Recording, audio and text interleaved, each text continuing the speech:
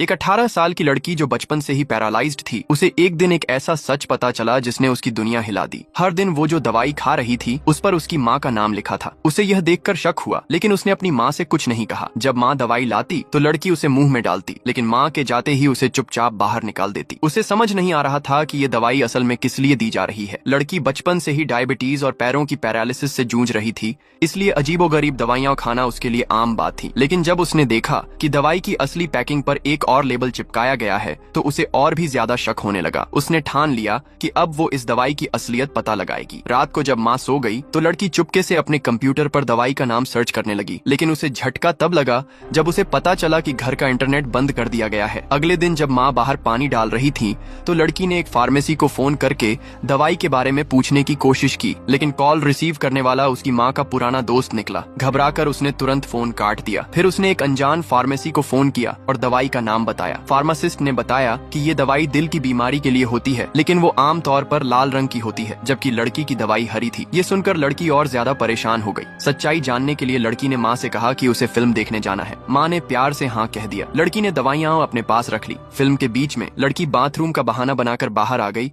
और वहाँ से सीधे एक फार्मेसी स्टोर पहुंची, लेकिन वहाँ लंबी लाइन लगी थी। उसने एक अंकल से रिक्वेस्ट की, जिन्होंने उसकी हालत देखकर उसे पहले जाने दिया। फार्मेसी में लड़की ने दवाई दिखाकर स्टाफ से पूछा कि ये किस बीमारी की दवा है। जवाब सुनकर लड़की के पैरों तले जमीन खिसक गई। ये कोई आम दवाई नहीं थी, बल्कि जानवरों को दी जाने वाली मसल रिलैक्सेंट थी, जिससे उनकी मांसपेशियां सुन्न पड़ जाती हैं। यानी लड़की की माँ उसे धीरे धीरे अपाहिज बना रही थी। लड़की को अचानक चक्कर आने लगे और तभी उसकी माँ वहाँ पहुँच गई। माँ उसकी चालाकी समझ गई और लोगों को दूर हटाने लगी। इससे पहले कि लड़की कुछ कह पाती, माँ ने उसे एक इंजेक्शन दे दिया, जिससे उसकी पूरी बॉडी सुन्न हो गई। वो चाहकर भी चिल्ला नहीं पा रही थी। अब माँ उसकी याददाश्त को मिटाने के लिए दवा खोजने लगती है। होश आने पर लड़की भागने की कोशिश करती है, लेकिन माँ ने गेट लॉक कर दिया था। लड़की खिड़की से बाहर निकलकर दूसरे रूम में जाने प्लान बनाती है। उसने अपना ब्लड शुगर चेक किया, जो बहुत कम था। उसने जल्दी से ढेर सारा खाना खाया। कुछ तार और सोल्डिंग मशीन लेकर खिड़की से बाहर निकलकर फ्लोर पर खिसकते हुए दूसरे कमरे की खिड़की तक पहुंच जाती है। सोल्डिंग मशीन की मदद से वह खिड़की पर लगे शीशे को तोड़ देती है। माँ ने उसकी स्टेयर वॉकर का कनेक्शन भी काट दिया था। वॉकर का बैलेंस बिगड़ जाता है और वो सीढ़ियों से नीचे गिर जाती है। वो किसी तरह घर से बाहर निकल जाती है, लेकिन एक ट्रक से टकराने वाली थी। तभी ड्राइवर ने ट्रक रोक दिया। लड़की ड्राइवर से उसे बचाने को कहती है। माँ को आता देख ड्राइवर उसे छुपा देता है। माँ उसके गले में इंजेक्शन देकर बेहोश कर देती है और लड़की को वापस घर लाती है। जब लड़की की आंखें खुली तो वो अपने ही घर के बेसमेंट में थी, लेकिन ये कोई आम बेसमेंट नहीं था, बल्कि एक एक्सपेरिमेंट लैब जैसा लग रहा था। वहाँ कई सारे साइंटिफिक इक्विपमेंट रखे थे। तभी उसकी नजर एक टेबल पर पड़ी, जहाँ कुछ डॉक्यूमेंट्स रखे थे। उसने एक लिफाफा के अंदर स्टैनफोर्ड यूनिवर्सिटी का एडमिशन लेटर देखकर हैरान हो गई। अब उसे समझ आया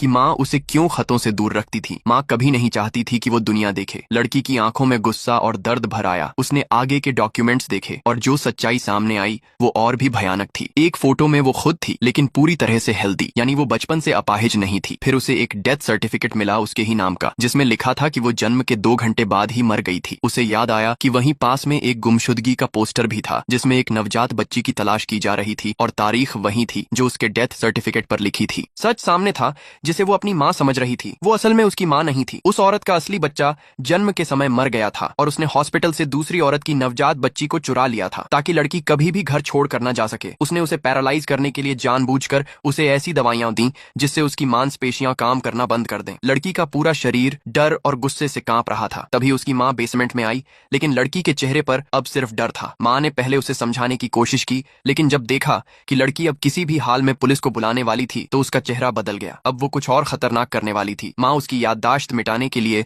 लैब में केमिकल मिक्स कर रही थी, लेकिन लड़की ने ये सुन लिया और डर के मारे खुद को स्टोर रूम में लॉक कर लिया। मगर वहाँ कब तक छुपती। तभी उसकी नजर एक खतरनाक केमिकल पर पड़ी। बॉटल पर साफ लिखा था, गलती से पी लिया तो जान जा सकती है। लड़की ने सोचा, अगर मैं इसे पी लूं तो उसको मजबूरी में मुझे बचाना ही पड़ेगा। उसने बिना कुछ सोचे केमिकल पी लिया। जैसे ही लड़की जमीन पर गिरकर तड़पने लगी, माँ घबरा गई। उसने जल्दी से एंटीडोट पिलाने की कोशिश की, मगर अब बहुत देर हो चुकी थी। लड़की की हालत इतनी खराब हो गई थी कि वो कुछ भी निगलने लायक नहीं रही। डॉक्टर्स ने लड़की की जान बचा ली, लेकिन उन्होंने कहा कि लड़की ने सुसाइड की कोशिश की है तो उसे मेंटल हेल्थ ऑब्जर्वेशन में रखना होगा। माँ को डर था कि अगर लड़की बाहर की दुनिया से मिली तो वो सबको बता देगी कि उसकी माँ ही असली विलन है। इसलिए उसने हॉस्पिटल से लड़की को किडनैप करने का प्लान बनाया। लड़की अभी भी एनेस्थीसिया के असर में थी, लेकिन उसने खुद को संभाला और इमरजेंसी बेल दबा दी। नर्स आई तो लड़की ने आई कांटेक्ट से इशारा किया कि उसे पेन और पेपर चाहिए। लड़की ने जल्दी से माँ लिखकर हेल्प मांगने की कोशिश की, लेकिन तभी हॉस्पिटल में इमरजेंसी अलार्म बज गया। नर्स किसी और पेशेंट को देखने चली जाती है। लड़की ने देखा माँ रूम में आ चुकी थी। उसने समझ लिया लिया कि अलार्म फेक था और माँ ने ही ये सब प्लान किया था। माँ ने जल्दी से हॉस्पिटल इक्विपमेंट्स हटाए